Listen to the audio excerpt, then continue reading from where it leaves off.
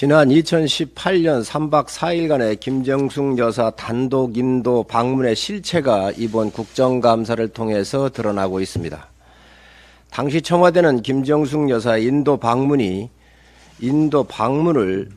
간곡히 요청하는 공식 초청장을 보내옴에 따라 성사됐다고 주장을 했으나 진실은 셀프 초청으로 만들어진 타지마할 여행이었습니다.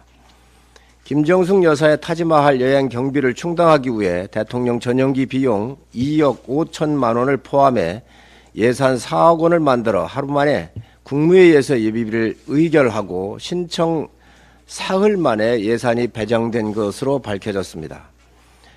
문 대통령의 2018년 7월 8일부터 11일까지 있었던 인도 국빈 방문 4개월 만에 인도에 다시 오게 되면 꼭 타지마할에 가겠다던 김정숙 여사의 꿈이 이루어진 것입니다. 문재인 정부의 예비비는 김정숙 여사의 해외 여행 경비이고 문체부와 외교부는 여행 에이전트였습니다. 어느 나라가 국빈 방문 4개월 만에 또 외국 정상을 초청을 합니까? 민주당은 인도가 문재인 대통령을 초청해 김정숙 여사가 대신 가게 되었다는 대국민 기만을 그만하시기 바랍니다. 제주도도 못 가본 국민이 태반인데 김정숙 여사는 대통령 휘장이 달린 전용기로 여행을 해놓고 인도 정부의 간곡한 요청으로 다녀왔다고 거짓말까지 했습니다. 문재인 대통령 대회는 이번에도 대단히 무례한 짓이라고 말씀을 하실 겁니까? 국민께 무례를 범하지 마시고 하루빨리 잘못을 인정하고 용서를 구하시기 바랍니다. 문체부와 감사원은 철저히 조사해 김정숙 여사의 타지마할 여행의 진상을 밝히고 사적으로 유용했다면 환수 조치하시기 바랍니다. 9월 무역 수지 적자가 37억 7천만 달러로 97년 외환 위기 이후 처음으로 6개월 연속 무역 적자를 기록했습니다. 64년 이래로 최대인 480억 적자 전망까지 나오고 있습니다. 에너지 가격 상승 등으로 인해 에너지 수입액이 크게 늘어난 데다가 대표적 수출 상품인 반도체 등의 수출이 2개월 연속 하락하고 철강, 석유화학 등에서도 수출이 감소를 하고 있습니다. 고환율, 고금리, 고물가 등으로 인해 6월 말 가계부채는 1,870조, 기업부채는 2,480조입니다.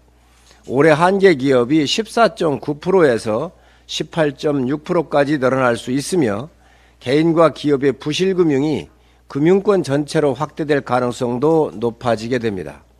대한민국 경제가 퍼펙트 스톰에 직면하게 될 수도 있습니다.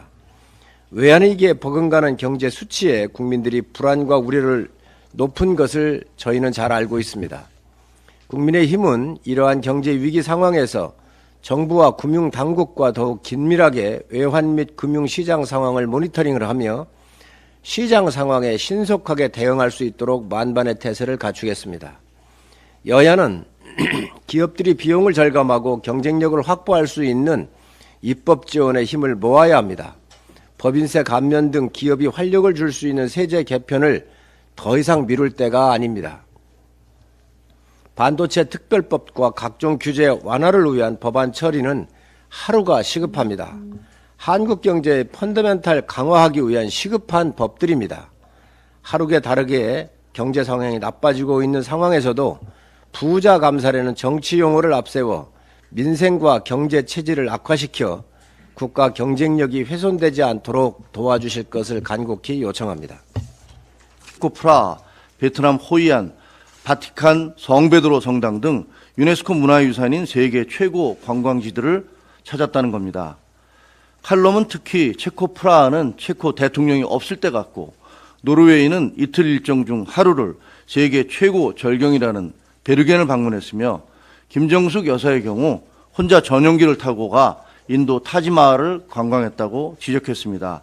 당시 청와대는 칼럼의 비판을 전면 부인했고 고민정 부대변인은 인도는 모디 총리가 간곡히 요청해서 간 것이라고 주장했습니다. 이번 국감을 통해 진실이 드러났습니다. 외교부 문서에 따르면 인도는 원래 문체부 장관을 초청했지만 한국의 요청에 따라 다시 김 여사에 대한 초청장을 보냈다는 겁니다. 전용기 비용 2억 5천만 원을 포함해 순방 예산 4억 원은 하루 만에 국무회의에서 의결됐습니다. 도대체 간곡한 요청은 인도와 문재인 정부 중 어느 쪽이 했던 겁니까? 당시 문재인 정부는 칼럼에 대해 소송을 제기했지만 패소했습니다. 1심 재판부는 칼럼 내용이 사실이 아니라고 보기 어렵고 청와대 비서실이 김 여사 대신 소송을 제기한 것도 잘못이라고 지적했습니다. 청와대는 패소한 뒤 항소를 했다가 슬그머니 취하했습니다. 이제 진실을 위해 확인돼야 할 게 하나 더 있습니다. 소송 비용입니다. 당시 재판부는 소송 당사자는 청와대 비서실이 아니라 김정숙 여사가 돼야 한다고 적시했습니다. 따라서 소송 비용은 당연히 김 여사의 개인 재산으로 내셨을 것으로 믿습니다. 하지만 적지 않았을 당시 소송 비용을 혹시 청와대 비서실이 대납한 건 아닌지 그에 대한 진실도 알고 싶습니다. 문재인 전 대통령이 감사원의 서면 조사를 거부하였습니다. 전직 대통령에 대한 무례함이 이유라고 합니다. 우리 국민이 북한군의 총에 맞아 죽고 불태워진 사건입니다. 전직 대통령이자 국정의 총책임자로 응당 소명하는 것이 순리입니다.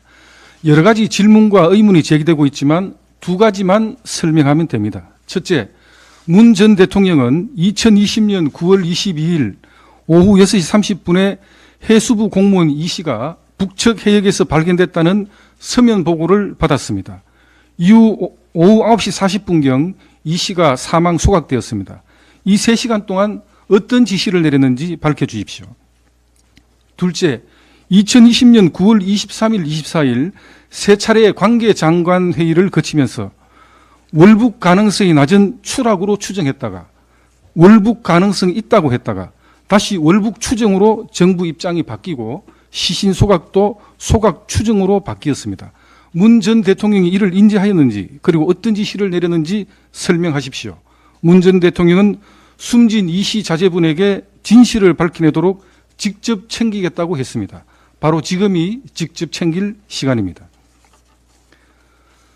월성 원전의 경제성 조작과 조기 폐쇄로 전력산업기반기금에서 보전해주도록 금액이 무려 7,720억 원이나 됩니다. 전국 226개 지자체 중에 12개 지자체만의 태양광 사업을 표본조사한 결과 2,616억 원의 불법 부당한 지원이 있었던 걸로 밝혀진 가운데 새만금 풍력 사업이 새로운 부패의 면모를 드러내 국민들을 충격에 빠뜨리고 있습니다. 더불어민주당 신재생에너지 특위에 참여했던 전북대 모 교수가 본인이 소유한 새만금 해상풍력 사업권 지분을 중국계 기업으로 넘기며 720억 원의 수익을 거둔 것으로 밝혀진 것입니다. 문재인 정권의 태양광 사업은 탈원전의 대안으로 광풍처럼 전국을 휩쓸더니 부패, 이권 카르텔의 민낯을 드러내고 있습니다. 문재인 정권의 태양광 사업, 이 판도라의 상자를 열어서 국민들의 혈세가 어떻게 새어나가고 누구의 배를 불리는지 명명백백하게 밝혀내야 되겠습니다.